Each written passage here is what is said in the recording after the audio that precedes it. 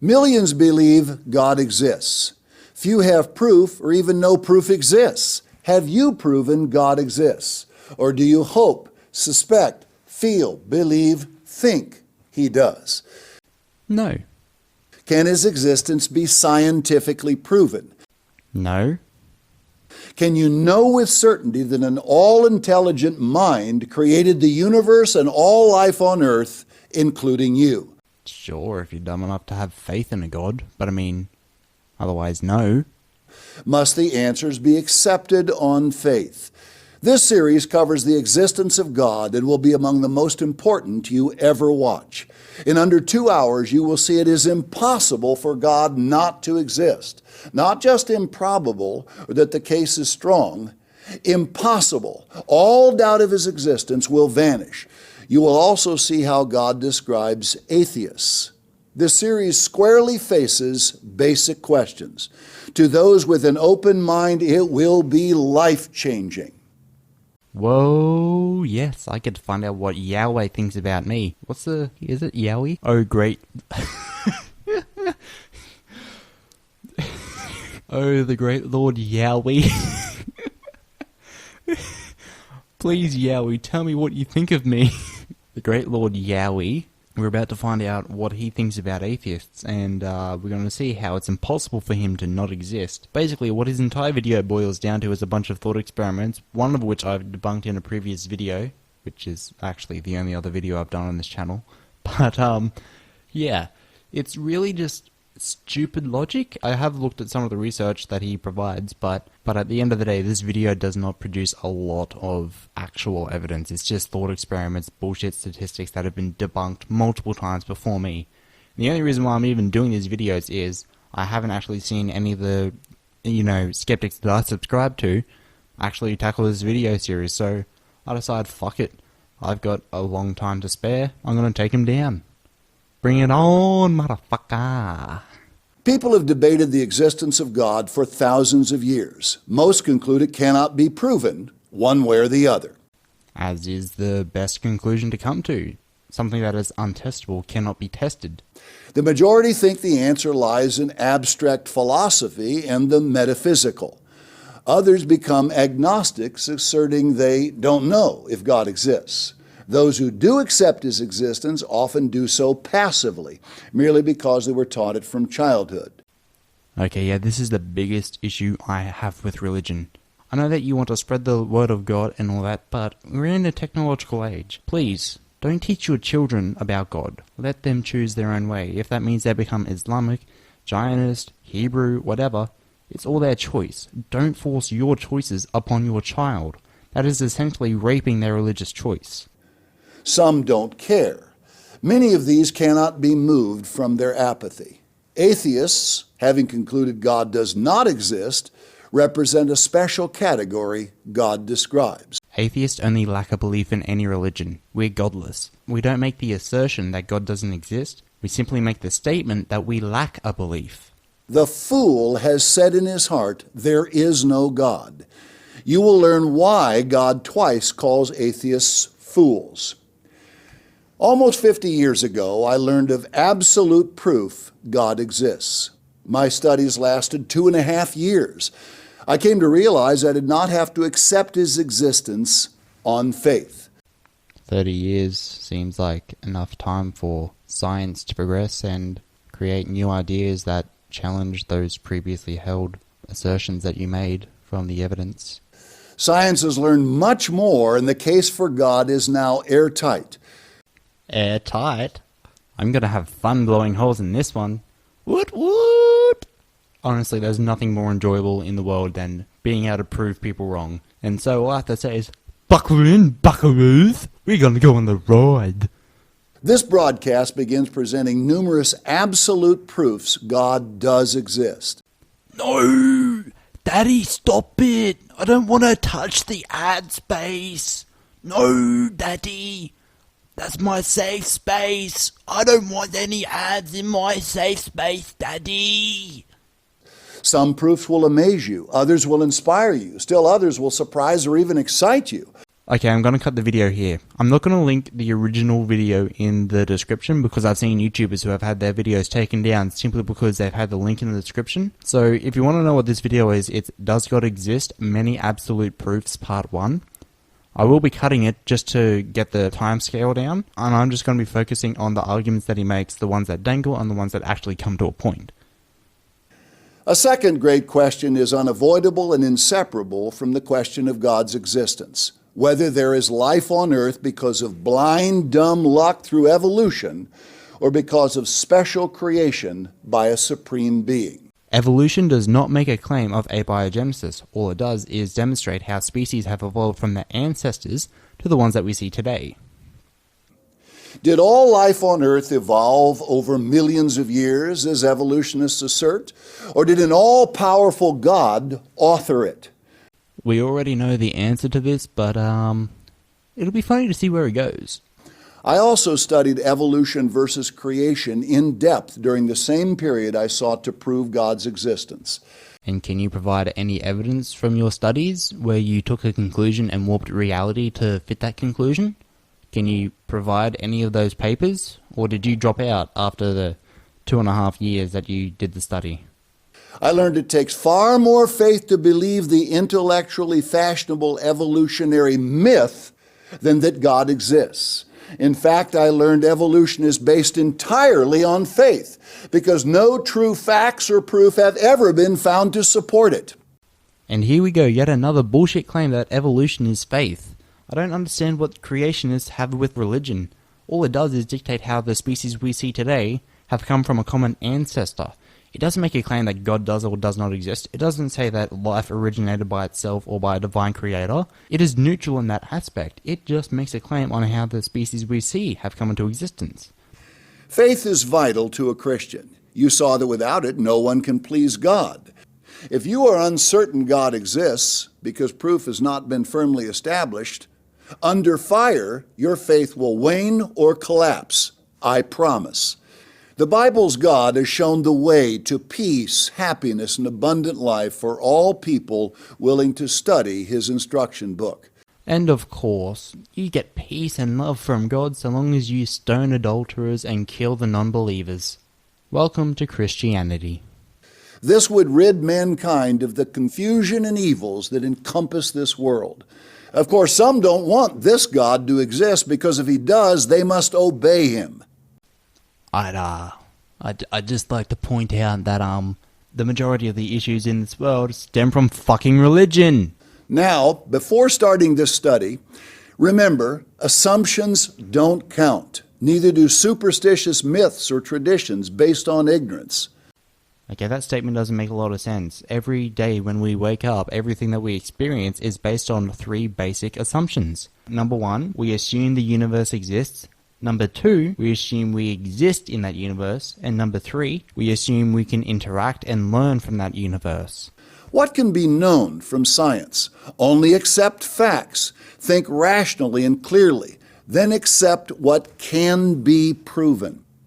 The following excerpts are from a Wall Street Journal article, Science Increasingly Makes the Case for God. Wall Street Journal. That isn't biased at all. It demonstrates why it is impossible for God not to exist. It's long but powerful. I've already taken this article down, so I don't think I need to do it again. Feel free to watch my first video, which was the one targeted at Prager University. So yeah, have fun. You probably have a watch. Without it, you would be lost in a world that demands people be on time. Some watches are more accurate than others. How accurate is yours? How long before it loses 1 second? Until 1967, naval astronomers observed the Earth's motion in relation to the heavens to accurately measure time. But God's great clock holds more marvels. And now, ladies and gentlemen, we have argument number 3, cesium clocks and how they are proof of God's existence. In 1968, scientists built an atomic clock that uses cesium-133 atoms because they vibrate at the rate of 9,192,631,770 times per second. This is accurate to within 1 second every 30 million years. Imagine your watch was that accurate. Cesium-133 atoms never vary a single vibration. This is accurate to within 1 second every 30 million years. Cesium-133 atoms never vary a single vibration. 1 second, 30 million years. Never vary. They are steady, constant, reliable, and cannot be an accident of nature that just happens to always turn out exactly the same. Hold on, that's a contradiction. Let's back up for a second, alright? You said 1 second, 30 million years. but now you're saying Never vary. therefore proof that they are not natural, which is a load of fucking shit. I think that's fucking amazing that cesium atoms have this accuracy within 1 second every 30 million years. That is incredible to me. I mean, sure, it's almost surreal, but I know it's possible because a fucking god could not have made that. God had to design the complexity and reliability of these atoms. No honest mind can believe otherwise. Can you prove that these atoms had to be designed? Scientists at the National Institute of Standards and Technology in Colorado have built an optical clock even more accurate by measuring time with light. Time is now measured in what are called femtoseconds, or a million billionth of a second. These clocks use mercury ions. Optical clocks use aluminium ions. They do not use mercury ions. At their heart to count the number of times they vibrate in a second. Optical clocks only slip by 1 second every 30 billion years. Okay, I've done a little bit of research on the topic of optical clocks, and as you will find on these 3 websites that I'll link in the description, the optical clocks are very temperamental in a way. They need to be absolutely stable for them to be accurate, to be 1 second in every 3.7 billion years, not every 30 billion years, as Mr. Pack claims. Can any fair-minded person believe the 3 highly precise clocks, the heavens, atomic, and optical clocks, came by chance, but clocks of far greater sophistication, precision, and design developed on their own? How utterly foolish to believe. You've seen absolute proof only the greatest watchmaker, God, could have devised these greatest watches. Do you not see the massive leap of faith that you've had to make just with this argument? You've assumed that there's a God, right? And you've asserted based on that assumption that he created these things that we observe and have turned into clocks.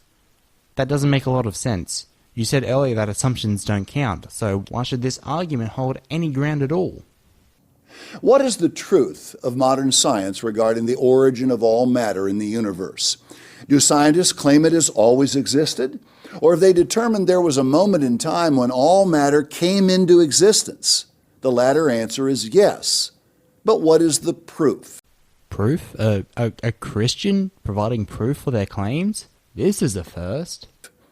The first law of thermodynamics is matter and energy can be neither created nor destroyed. You have literally disproved your own theory. Congratulations, you're a fucking idiot. No natural processes can alter either matter or energy in this way. This means there is no new matter or energy coming into existence and no matter or energy passing out of existence. Saying the universe came into existence from nothing violates the first law of thermodynamics. You fail to understand the Big Bang Theory in its entirety. It doesn't say that everything just exploded into existence. What it says is, everything exploded from a single point where it all was originally. So for example, if a tennis ball filled with dirt was to explode, suddenly that dirt would be everywhere and it was all previously condensed inside that tennis ball. It was already there, and then when it exploded, it was everywhere else. Do you kind of get where I'm going with this? Established by the very scientific community, now willing to ignore it.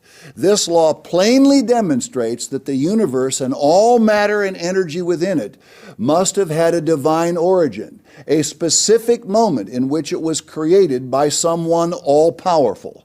I really don't want to repeat myself, but I think it'll be funny if I do. You have quoted the first law of thermodynamics stating that energy and matter cannot be created. Now you're saying that it was all created by a god. Your own argument has been destroyed by your own arguments. With the discovery of radium in 1898 by Madame Curie came the knowledge that all radioactive elements continually give off radiation. There was a time when uranium could not have existed because it always breaks down in a highly systematic and controlled way. Not stable like lead or other elements, uranium breaks down.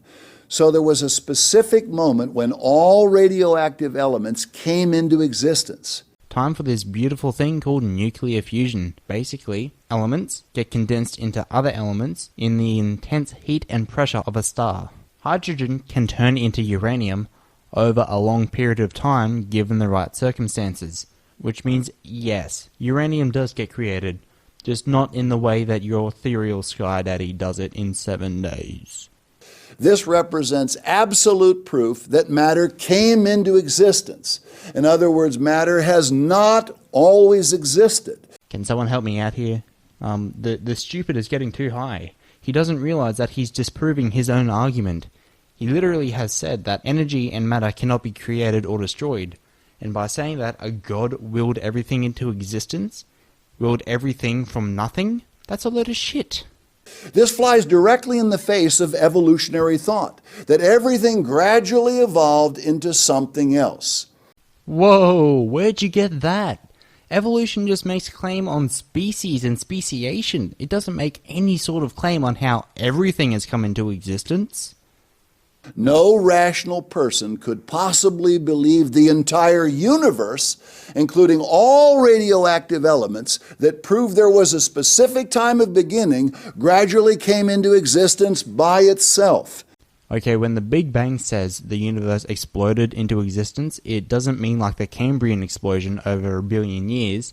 It literally means in 1/1000th of a fucking second. It went from the size of a pea to the size that it is now, or maybe bigger or smaller, depending on if the shrinking or expansion theory is correct, or constant theory even.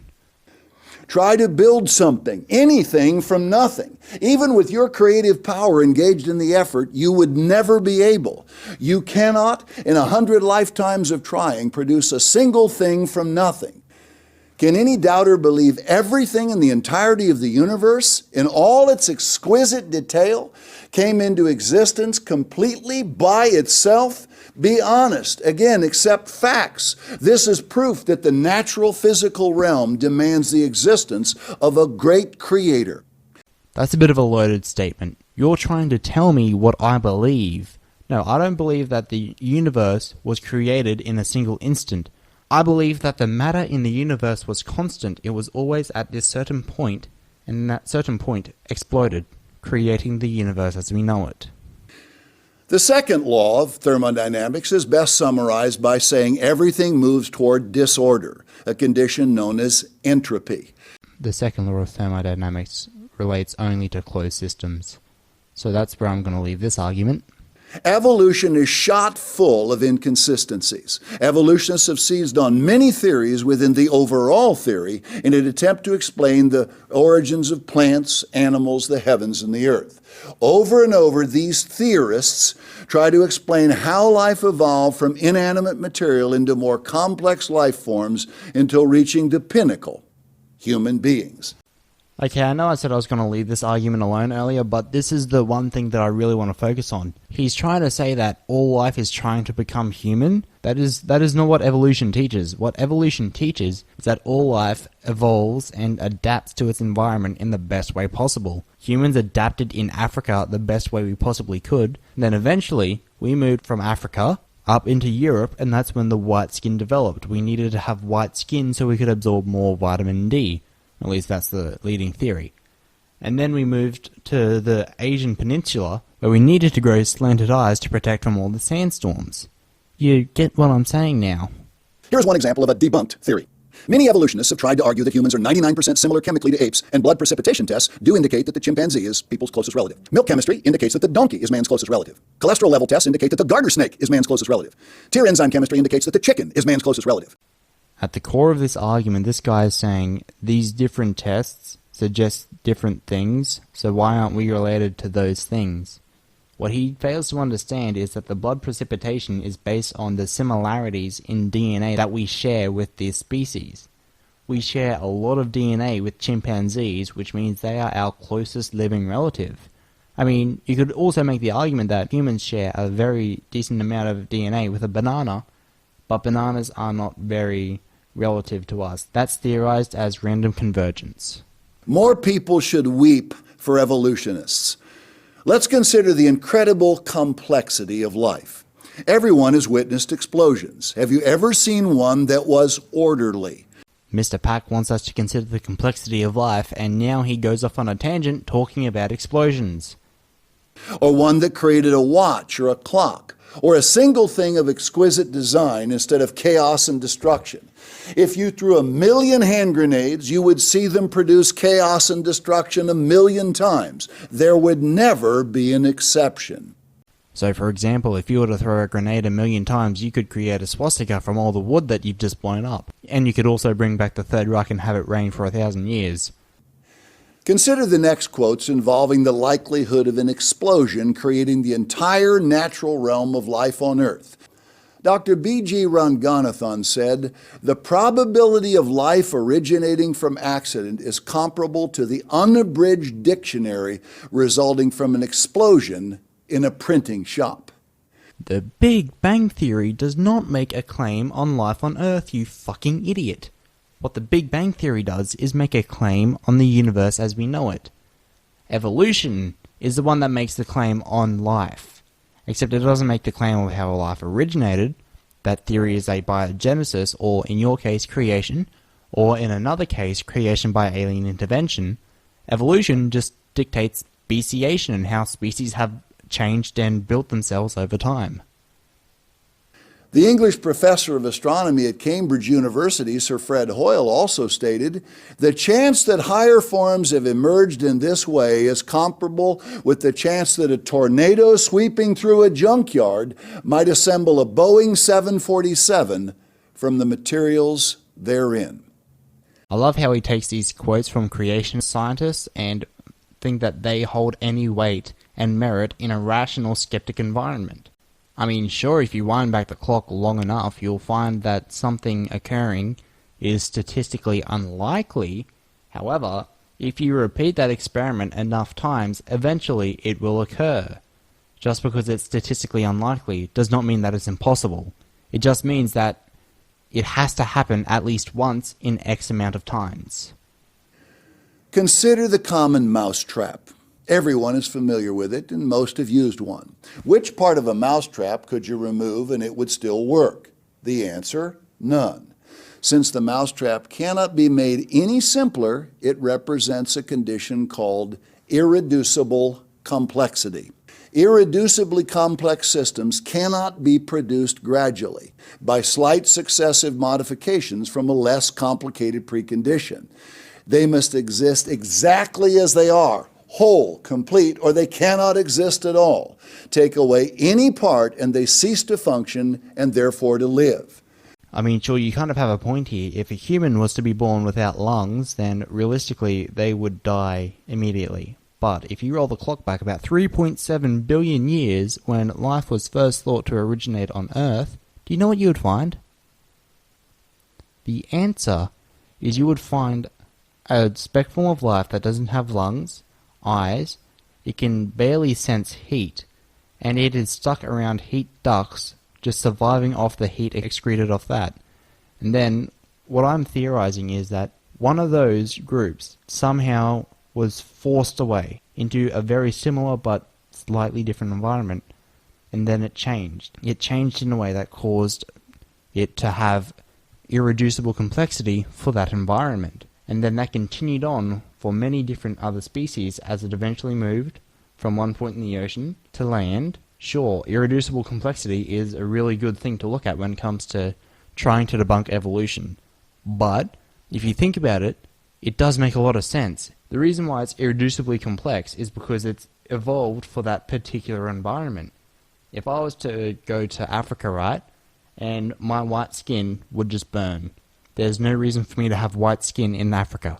my offspring and the offspring of my offspring would eventually become black-skinned because they are adapting to the environment. Now that they've adapted the environment, it's irreducibly complex for them to have black skin in that environment. If they were to not have black skin, they would be like me and they get sunburnt. But then they move to Europe, and then they get white again. Do you see how evolution and adaptation works? And helps to produce irreducible complexity. The next part of this series will continue examining irreducible complexity and more powerful proof of the existence of God. There is much more evidence coming. My name is Cock Nostril. If you are to watch the video from this point onwards, you will only see ad placement. Therefore, our video will be stopping now. Thank you for watching.